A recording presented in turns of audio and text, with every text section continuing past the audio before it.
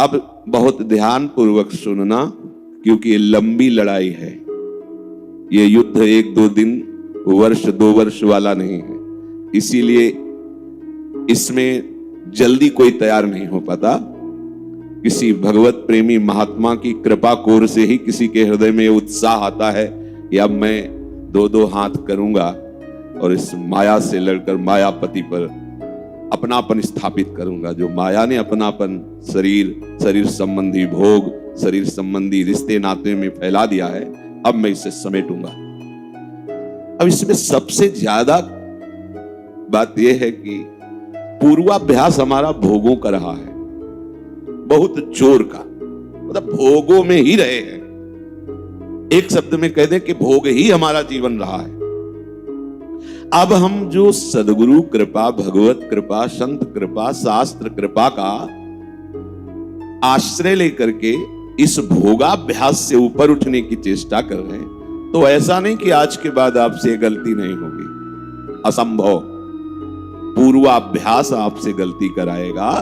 चाहे आप गंगा कसम खाओ, चाहे जमुना कसम खाओ, चाहे अपनी कसम खाओ, चाहे भगवान की कसम खाओ, बिल्कुल सुलझ करके सुनो ना। इसमें अपने जीवन को भी रखकर हम बोल रहे हैं, आपके लिए ही नहीं। बात तब शास्त्र की समझ में आती है जब जीवन में उसे स्वाद लिया जाए, जीवन में उसे जिया जाए, जो शास्त्र कह रहा है, तब उसका अनुभव होता है। कई बार ऐसा हुआ जीवन में कि ऐसा लगा कि इस चढ़ाई पर शायद हम नहीं चढ़ पाएंगे। बार बार वही फिसलन की वृत्ति, बार बार आकर्षण। कभी लगा कि काम बन गया, अर्थात भगवत राज्य में प्रवेश हो रहा है, तो कभी लगा कि मैं जहां हूं वहीं हूं। कई बार मन में निराशा आती, उदास वृत्ति होती। क्या करूं, कौन सा साधन करूं, किसके पास जाऊं, किसको पुकारूं जो हमारी इस समस्या का समाधान कर सके। क्या समस्या? भोगाभ्यास। ये खाऊं, ये देखूं, कोई हमें प्यार करे, कोई मेरा अपना हो। कई तरह की असद वृत्तियां हमारे हृदय में बहुत जन्मों से अधिकार किए हैं। दुर्वासना मम सदा परिकर्षयन्ति, वो खींचती रहती है। फिर शास्त्र वचन, संत वचन, गुरु वचन पुनः उत्साह देते हैं, नहीं आगे बढ़ो, आगे बढ़ो। ये जो चर्चा करने जा रहे हैं इसे बहुत ध्यान से सुनना। ये श्लोक मानो उपासक के लिए अमृत है। भगवान कह रहे हैं, सुख दुखे समे कृत्वा लाभा लाभौ जया जयौ ततो युद्धाय युज्यस्व नैवं पापमवाप्स्यसि। बहुत जब इस पर विचार करो तो जैसे समुद्र में घुसते चले जाओ, थाह नहीं मिलती। ऐसे इसी श्लोक की थाह नहीं मिलती। कल से इसी श्लोक पर भगवत कृपा से चिंतन चल रहा है। ये स्वयं भगवान के वचन हैं। इसे स्वीकार करने पर कभी लड़खड़ाओगे नहीं। हम ये नहीं कहते कि पूर्वाभ्यास आपको गिराने की चेष्टा नहीं करेगा। जब गिर जाता है कोई तो एक निराशा आती है। सफलतापूर्वक नियत स्थान पर दौड़कर पहुंच जाना विजय कहलाता है, और बीच में गिर जाना पराजय कहलाती है। भगवान कह रहे हैं, जया अजयौ। तुम्हें जय और पराजय में दोनों में समान भाव रखना है। बहुत बढ़िया बात है, और इसी बात से परमार्थ की यात्रा शुरू होती है और पूर्ण होती है। नहीं तो बीच में ऐसे लुभावने वन उपवन वाटिका जिसमें मन सोचता है बहुत दौड़ लिया, थोड़ा आराम कर लेते हैं, चूक हो जाएगी। बड़ी भयावनी घाटी जिसमें लगता है कि अब तो निकल ही नहीं पाएंगे। दोनों बातें ये हमको परास्त नहीं कर पाएंगी यदि भगवान की ये बात हमारे दिमाग में रही। स्वयं भगवान कह रहे हैं कि नैवं पाप मवाप्स्यसि, तू पाप को प्राप्त नहीं होगा। यहां भगवान को ये संबोधन करने की क्या आवश्यकता थी? क्योंकि कहीं ना कहीं हम जब पराजित होते हैं तब वो लगता है कि पाप बन गया अब हमसे। अब क्या, अब तो भ्रष्ट हो गए, नष्ट हो गए। 10 वर्ष से संयम से चल रहे थे, अब क्या, सब बेकार।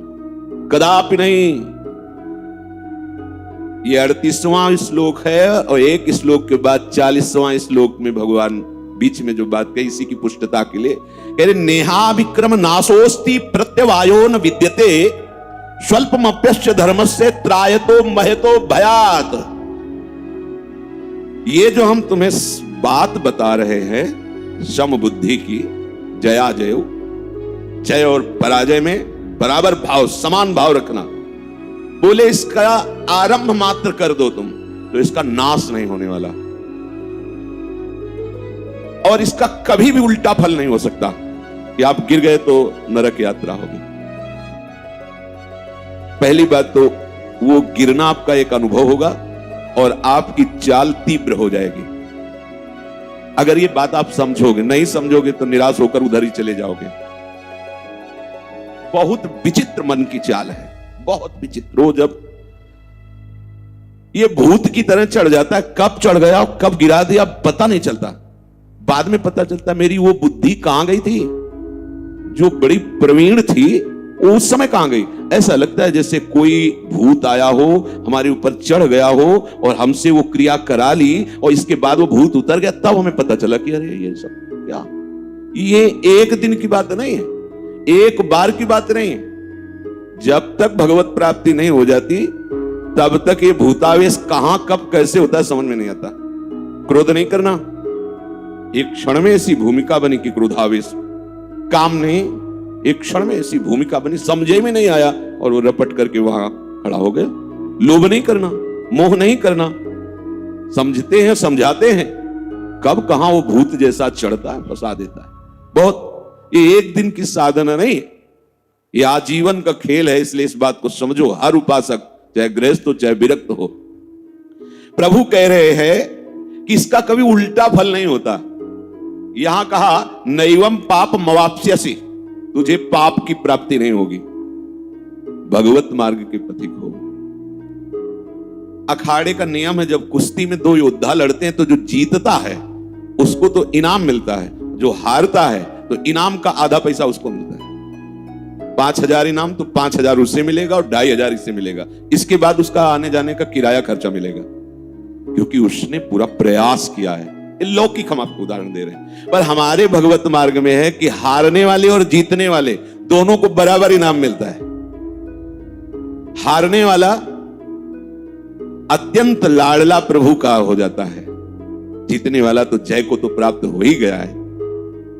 हमें लगता है कि हारने वाले के प्रति प्रभु का विशेष दुलार होता है, क्योंकि हम सब हारने वाले में ही, जीतने वाले में जैसे भीष्म जी कर ली प्रतिज्ञा तो पृथ्वी हिल जाए, आकाश फट जाए, पर उनकी प्रतिज्ञा टूटने वाली नहीं, पर अपने शाम के की सवेरे टूट गई, हार गए। स्वल्पमप्यस्य धर्मस्य त्रायतो महतो भयात्, इसका थोड़ा सा अनुष्ठान तुम्हारे जन्म मरण के बंधन को नष्ट कर देगा, महान भय से तुम्हारी रक्षा कर लेगा। नामे भक्ता प्रणश्यति।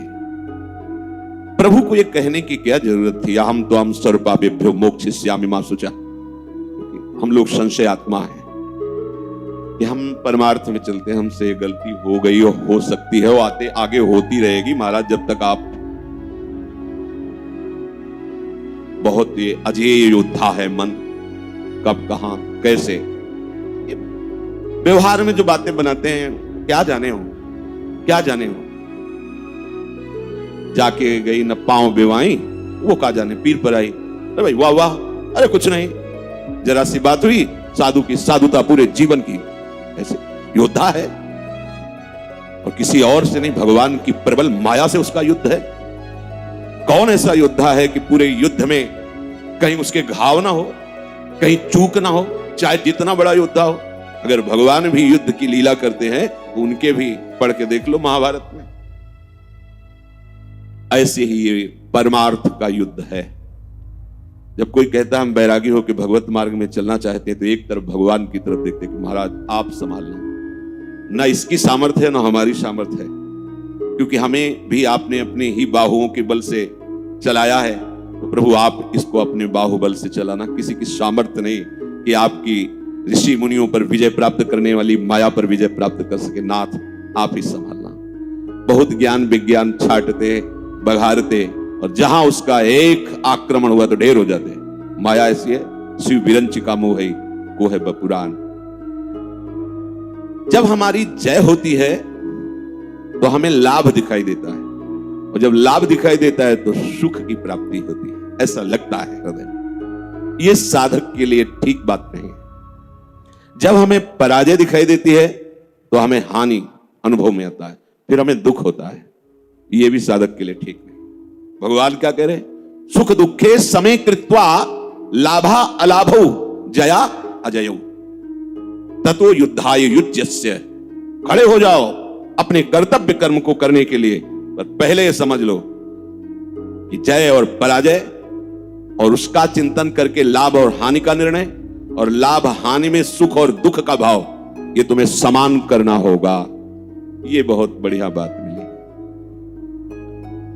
उत्साह कभी नष्ट नहीं होगा अगर ये बात रख ली, और इसका थोड़ा सा अनुष्ठान आपको जन्म मरण के चक्र से मुक्त कर देगा। भगवान बोल रहे हैं, महतो भयात, महान भय से तुम्हारी रक्षा कर लेगा।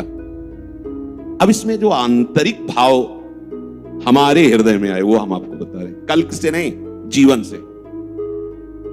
जब कहीं हम हार गए, कहीं भी हारे, हजारों बार हारे, मना कष्टान इंद्रियाणि प्रकृति स्थान कर्षति, पग पग पर इन इंद्रियों ने मुझे धोखा दिया, इस मन ने मुझे धोखा दिया, पर उस अजान बाहु हरि ने मुझे संभाला, गिरते गिरते ऐसे गोद में लिया। तब ये लगा कि ये बाहु पहले क्यों नहीं थी, गिरने के समय ही क्यों आई। जब हमें पता है कि अब बस 2 कदम रह गया तो आपने पकड़ लिया, तो जो पीछे से कदम चले थे यहां तक, तब क्यों नहीं पकड़ा। तब लगा कितने कृपालु हैं। कहीं ना कहीं साधना का अहंकार है, कहीं ना कहीं भगवत प्रेम प्राप्ति में जो बाधक मलिन भाव हमारे हृदय में है, उसी को दिखाने के लिए हरि ने छोड़ दिया। देख 4 कदम चल के क्या होता है। तो लगा कितने कृपालु हो प्रभु, एकदम हम का नाश करने के लिए मेरे करुणा समुद्र प्रभु ने ये हारने की लीला करवाई। हार गया, सब करके थक गया। हे करुणा निधान, बस आप ही, अब आप ही। ये है विजय, ये अब असली विजय हुई। तो हमें पूरे जीवन में यह ध्यान रखना है, कैसी भी परिस्थिति हो, कैसी भी हमारी मन की स्थिति हो, कैसी भी, हमें भगवत मार्ग नहीं छोड़ना है। बस ये बात समझ लीजिए, ये बात आप बैठा लीजिए। परिणाम भगवान कह रहे महान भय से रक्षा करूंगा, भगवान कह रहे मेरे भक्त का नाश नहीं होता, भगवान कह रहे हम तो हम सर्व पापेभ्यो मोक्षयिष्यामि मा शुचा। अब इसकी जो बात ये हम कह रहे हैं, इसको सुनकर नकारात्मक सोच की तरफ मत चले जाना। अच्छा तो बहुत बढ़िया बात मिल गई, अब हम खुल करके मनमानी आचरण करें, वो भगवत शरणागत नहीं होता। ध्यान रखना, हम यहां बात कर रहे हैं ईमानदारी से भगवत मार्ग में चल रहा है, और ये दुर्वासना उसको घसीट रही है, वो कहीं भी किसी भी तरह से लड़खड़ा रहा है, तो उसको हिम्मत नहीं हारनी। चाहे 1000 बार गिर जाए तो भी उसे उठ के खड़ा होके यही जोश लाना है। जैसा पहले जोश था वैसे ही हमारा नवीन जोश होना चाहिए। हमारे साथ भगवान नाम है, गुरु कृपा है, कहीं ना कहीं मेरे अहंकार को परास्त करने के लिए लीला है। नहीं तो निश्चित हम इस पर विजय पाएंगे, क्योंकि विजय श्री प्रभु हमारे साथ है, उनका नाम हमारे साथ है, और हमारा परिणाम बड़ा मंगल होगा। अमंगल हो ही नहीं सकता। इस मार्ग में चलने वाले का कभी अमंगल नहीं होता, किसी भी तरह से अमंगल नहीं हो सकता। इसलिए ये दृढ़ निष्ठा रखो, और कभी भी बड़े से बड़े लाभ में हर्षित मत हो, बड़ी से बड़ी हानि में शोकित मत हो। भाई तुम्हारी दृष्टि में हानि हुई, देखने वाला तो जो देने वाला है वो कह रहा है नैवम पाप मवाप्स्यसि, हम तो हम सर्व पापेभ्यो मोक्षयिष्यामि। कदम बढ़ाओ, पीछे मत लौटो, इधर उधर किसी को मत ताको कि तुम्हारा कोई सहयोग करेगा। अगर किसी को सहयोगी माना तो निराश ही कर देगा। अब तो नहीं हो पाएगा, क्योंकि 10 वर्ष हो गए, इसके बाद भी वही। अब नहीं, आखिरी श्वास भी हमारी यही प्रयास करेगी कि हम अपने प्रभु के अनुकूल चल करके उनको रिझा लें। बस ये जो अंदर आपके बात है, यही भगवत प्राप्ति कराएगी। ध्यान रखना।